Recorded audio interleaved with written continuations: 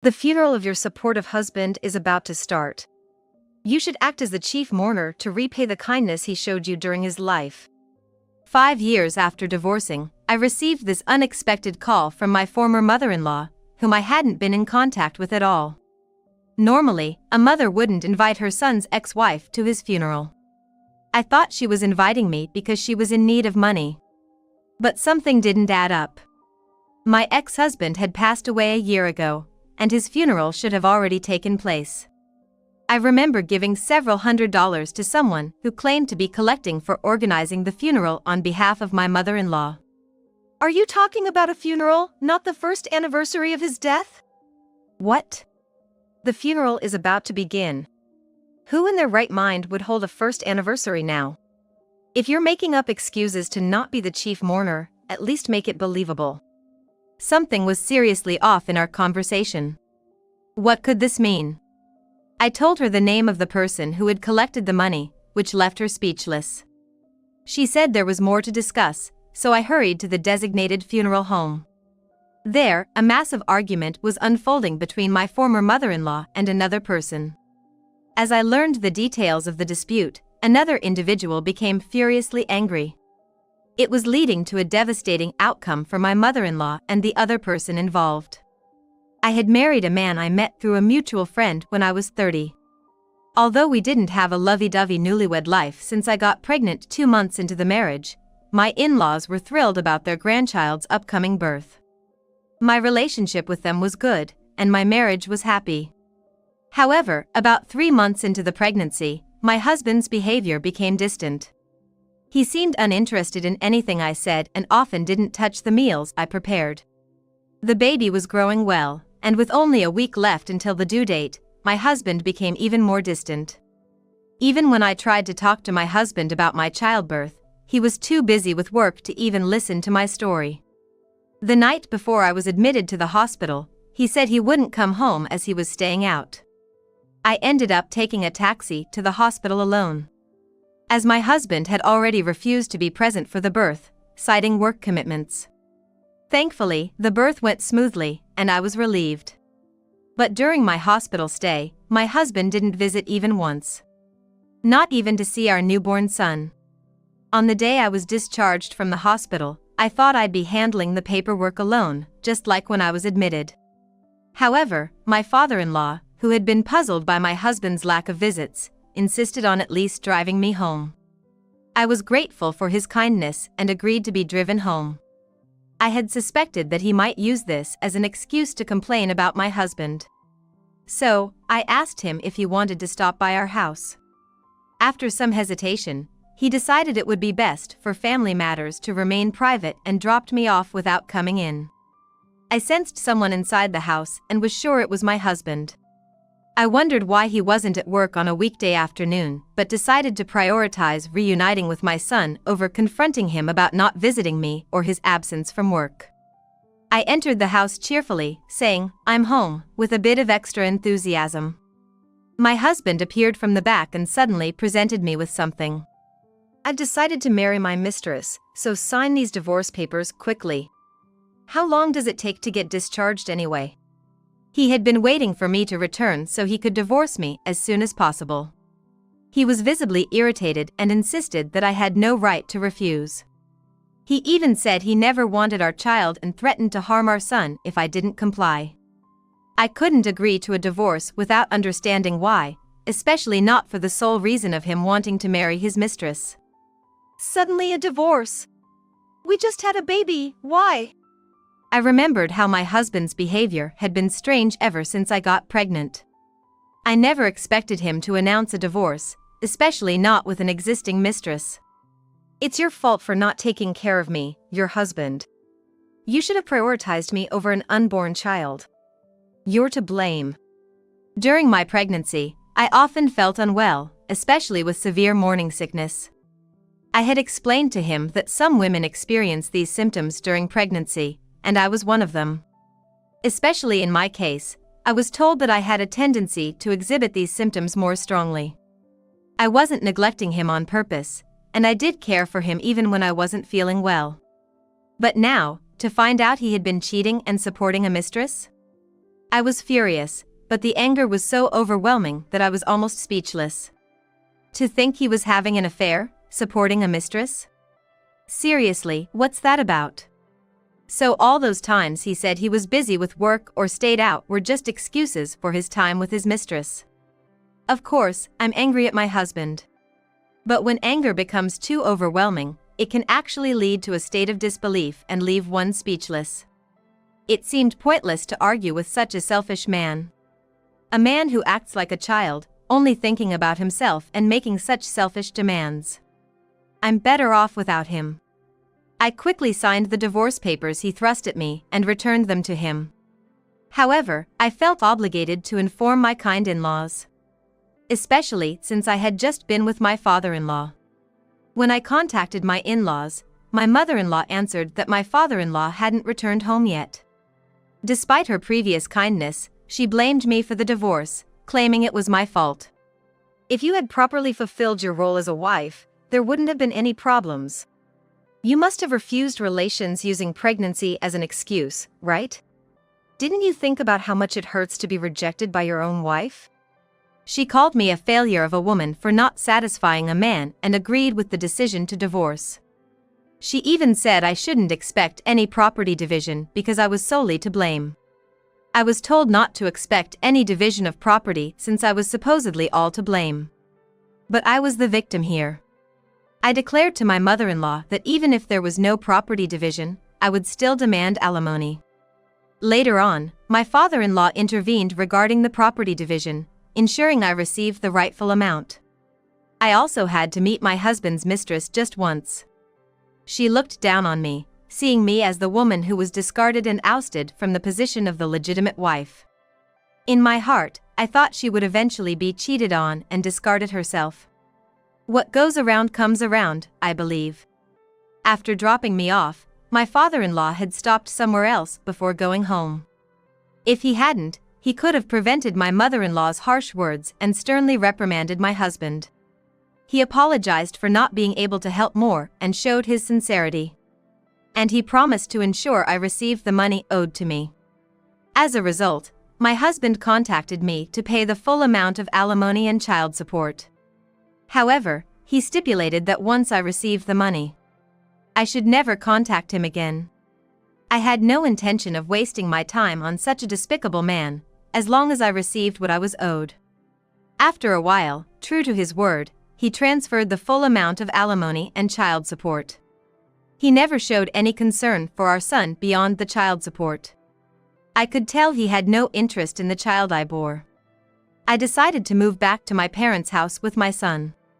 Upon learning the reason for the divorce, my parents were furious, but they refrained from confronting my husband due to the genuine effort my father-in-law had shown. 3 months later, I heard through the grapevine that my ex-husband had remarried his mistress. I had met him through an acquaintance, so I could have found out more, but I never inquired about him. My son is growing up healthy and strong, with the help of my parents. That's all that mattered to me, everything else was secondary. This was until an unexpected person appeared before me. 4 years later, it was a truly sudden event. I was living happily with my parents and my son. My father was still working but spent his weekends playing with my son, which was a great help to me. As my son turned 4, keeping up with his endless energy became a challenge. When I was out of breath, my father would take over, and vice versa. Seeing us exhausted made my son laugh. Feeling him grow up healthy was my greatest joy. One day, while my parents took my son out, I was alone at home. It was the day I gratefully accepted my mother's advice that everyone needs a break now and then. While I was relaxing, taking a break, the mistress of my ex-husband suddenly showed up unexpectedly. I decided to record our conversation on my phone while cautiously speaking to her. At first, I intended to ignore her, but the mistress kept shouting that she knew I was home, so I reluctantly responded. However, the last time I met my ex-husband's mistress was when I went to demand alimony during our divorce. It had been 4 years since then, and we hadn't exchanged a single message. Why was she suddenly at my parents' house? I told her I wouldn't listen to whatever she had to say until I understood why she was there. Surprisingly, she confessed that she got my address from my former mother-in-law. I haven't been in touch with that mother-in-law either, so what do you want now? Your ex-husband passed away. I thought I should let you know as his former wife. I don't want to be blamed later for not providing enough child support. My ex-husband died? Well, it's not surprising when anyone dies. But why did she come all the way to my parents' house to tell me something that could have been done over the phone? I became suspicious of the mistress's intentions. So, he's gone. When did he die? What was the cause? Does it matter when or why? He's dead, isn't that enough? Anyway, I came to visit you, so hurry up and give me a suitable amount. Excuse me? Why should I support organizing a funeral for my ex-husband? I hesitated to give her anything since she couldn't provide details about his death. However, her story about his cause of death kept changing between a seizure, natural causes, and some complicated illness. I don't have the death certificate with me, so I can't say for sure. It was some complicated disease that you don't hear about often. Is it possible to have a natural death from such a serious illness? I persistently asked when exactly this had happened. For years ago, my ex-husband was as healthy as could be. Some diseases can strike suddenly, so it's hard to say for sure, but the more I questioned my ex-husband's mistress, the more her story kept changing. Stop pestering me. Just give me money. If I don't bring it back, I'll have to face my mother-in-law's wrath. The mistress kept insisting on money and mentioned facing punishment from her mother-in-law if she returned empty-handed. For a moment, I thought the mother-in-law might actually do something like that, but I still felt reluctant to just give money. Sorry, but the situation isn't clear, and besides, I haven't had any contact with my ex since our divorce, which was caused by your affair with him. Don't you think I'm not obligated to support his funeral? Could you do it if you were in my shoes? I tried to explain my stance without getting emotional or upsetting her. But the mistress said she would stay until I gave her money.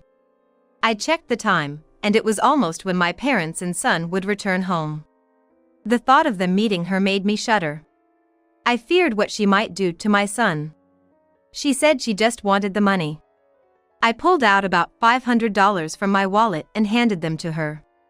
I opened the door slightly to hand over the money, and she grabbed it and left.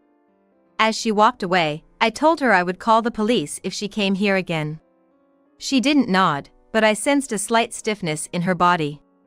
About 10 minutes later, my parents and son returned home. I was relieved they hadn't run into her. Since then, I tried not to think too much about this incident. But a year later, an unexpected twist awaited me. I often receive calls from unknown numbers due to my job. So, unless I was unable to answer, I always responded to calls from unknown numbers. Thinking it was just one of those calls, I answered the phone despite not recognizing the number. A familiar voice said, "Your ex-husband's funeral is starting. You need to be the chief mourner. Come right now, you understand?" She sounded quite frantic. I thought it might be my mother-in-law calling, but when she mentioned my ex-husband, I was sure. Why a funeral? Why was I supposed to be the chief mourner? Hadn't my ex-husband died last year? I vividly remembered the incident from a year ago that I had tried to forget. I had been informed of my ex-husband's death by his mistress, who claimed she was there to collect money on behalf of my mother-in-law. I explained to my mother-in-law that I had given her the money. However, she just saw my explanation as an excuse to avoid being the chief mourner and started yelling at me, accusing me of making up stories. I was sure that nothing I said would convince her otherwise. So I decided to let her listen to the recording of my conversation with the mistress from that time. Initially, my mother-in-law kept yelling at me to hurry up and stop avoiding the issue. But as the recorded conversation played, she gradually became silent. "Just come to the funeral immediately, no matter what," she finally said, determined to make me attend the funeral. She even threatened to come and get me if I didn't show up. Not wanting my parents and son to meet the mistress or my mother-in-law, I decided to head to the funeral home. As I got ready to leave, leaving my son with my parents, the situation seemed increasingly strange. What was really going on? Curious about the truth, I hurried to the funeral home my former mother-in-law had mentioned. When I arrived, I found her and the mistress arguing loudly outside the venue, their voices carrying to the attendees waiting outside. The guests were whispering among themselves, confused by the commotion. I listened in on the argument before approaching my mother-in-law.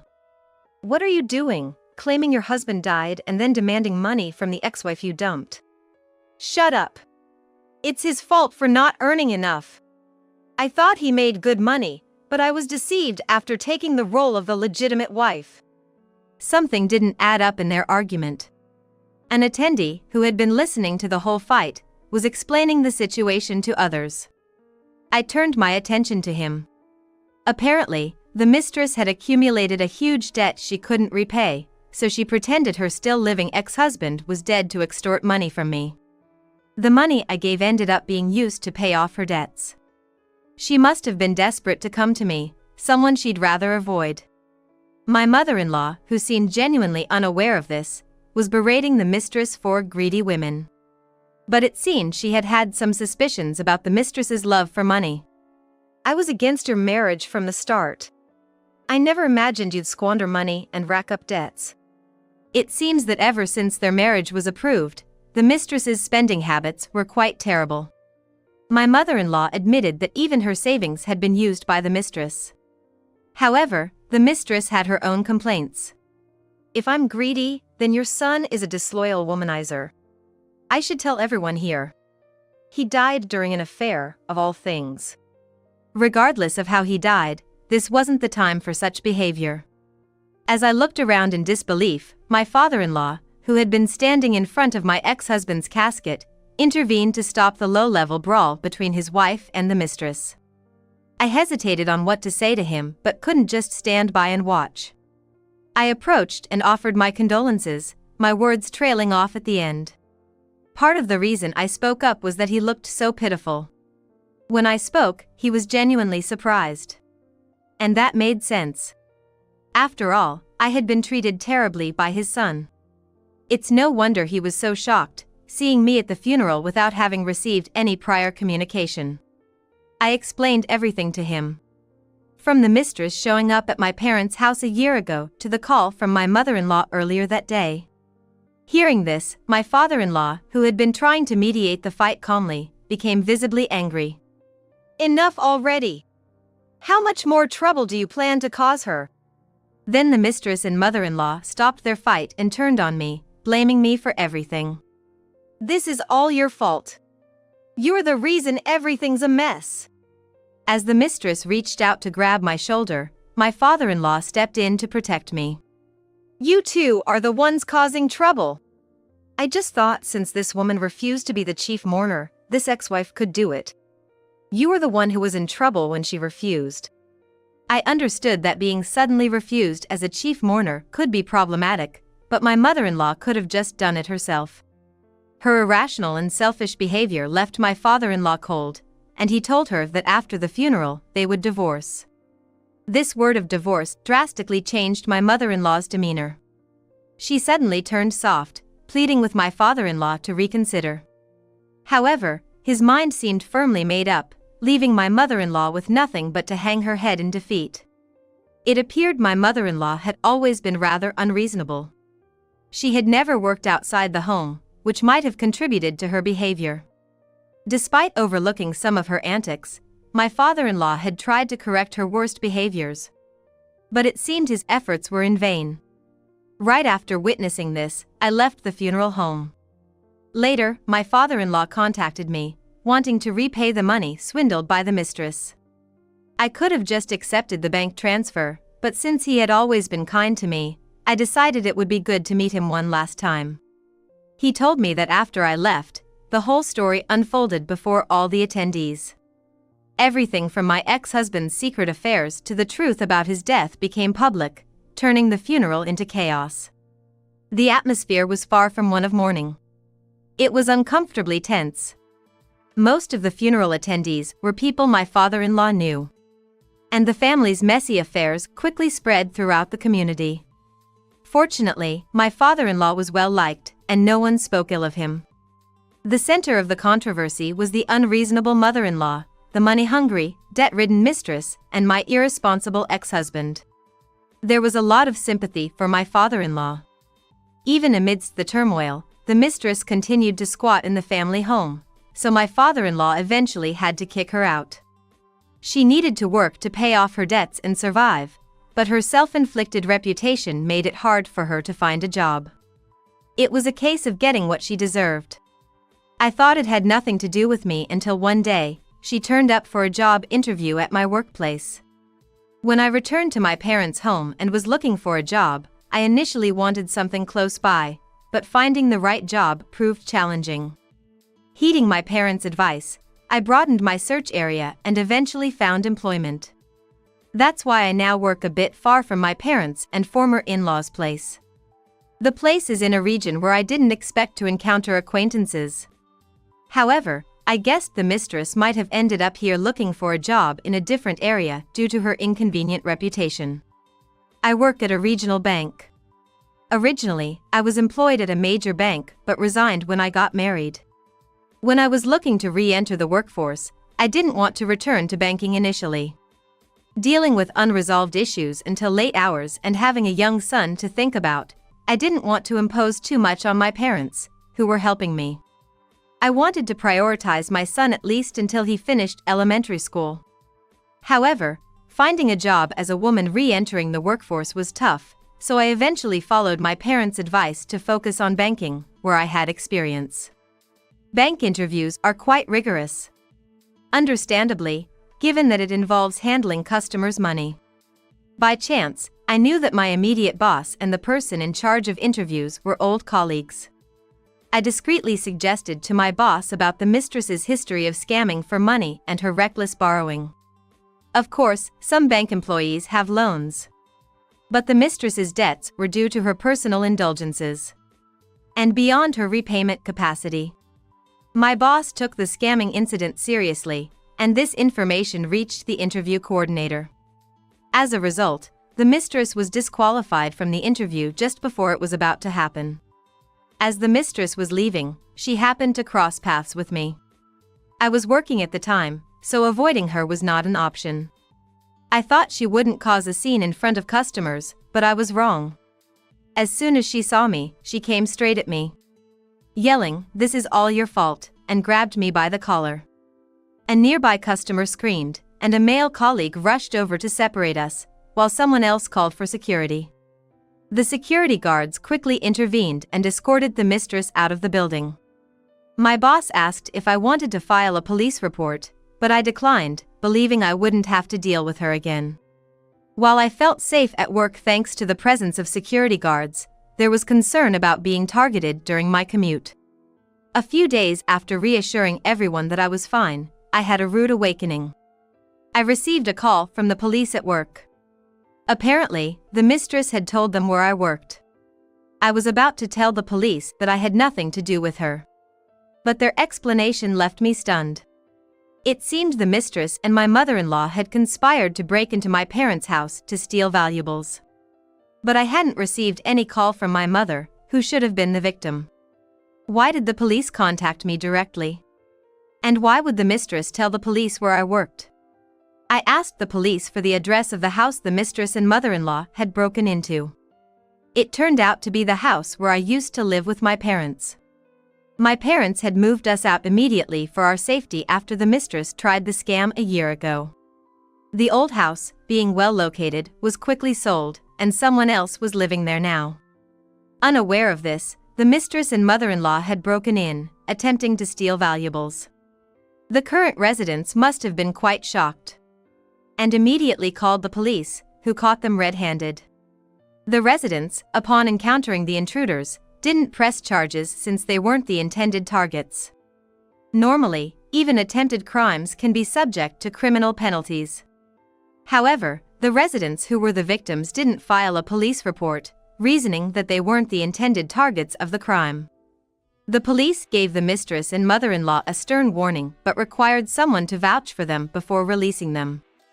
That's why they named me as their guarantor and informed the police of my workplace, despite not knowing my current address. I was astounded by their audacity in asking me, of all people, to vouch for them. They really had the nerve. Having divorced, I had no obligation to my former mother-in-law. And the mistress was someone I despised, not even a family member. I made this clear to the police and ended the call. The thought of what might have happened if my parents hadn't moved chilled me. I checked the time. My son would be returning from kindergarten soon, and my mother would be at home with him. Still shaking, my boss, noticing my distress, suggested I leave early to rest. The mistress and my mother-in-law, after causing so much chaos, each followed their own deserved paths. Starting with my mother-in-law, after my father-in-law left the family home and its land to her, she was left to live there alone. For someone so unreasonable, she was strangely concerned about her public image. With rumors of my ex-husband's infidelity and her attempted theft spreading, she became a recluse. Convinced that everyone was against her and speaking ill of her, she shut herself away from the world. Her family had lived in that area for generations, so they had long-standing relationships with the neighbors. However, the family home remained closed off, with overgrown gardens and no response to the doorbell. Concerned residents eventually reported to the authorities, who conducted a welfare check. They found my mother-in-law emaciated, almost skeletal, and muttering incoherently, making it clear she couldn't continue living there alone. She was then placed in a facility, but her current status is unknown. The mistress, on the other hand, she struggled with job hunting in the local area, especially after her police incident became known. She moved to a new place in search of a fresh start, but with depleted funds and increasing debts. She borrowed from dangerous lenders and eventually disappeared. Rumors say even those shady figures are looking for her. If they can't find her, she might have met a grim end. My mother-in-law, being an only daughter, inherited the family estate, but her naivety led them to welcome my well-grounded father-in-law. Despite his character, he couldn't change my mother-in-law. Now, he has returned to his birthplace to live the life he might have chosen if he hadn't married into the family. He still cares deeply for his son, so he occasionally updates me on his well-being. I only get a yearly response to my letters, but it's clear from his messages that he's enjoying a fulfilling second chapter of his life. This whole ordeal has been a burden to my parents. And I've declared that I'll work hard to ensure their comfortable retirement. They told me not to worry about them and encouraged me to remarry if I find the right person. I do feel guilty about my son growing up without a father's love. But the future is unpredictable. I've chosen not to see this experience as a stain on my life, but as a necessary one. I'm committed to living in the present, embracing the infinite possibilities of the future. I want to teach my son that life is full of choices, not to be limited by predetermined paths. I've vowed to engage more with my son and strive for even greater happiness as a family of 4.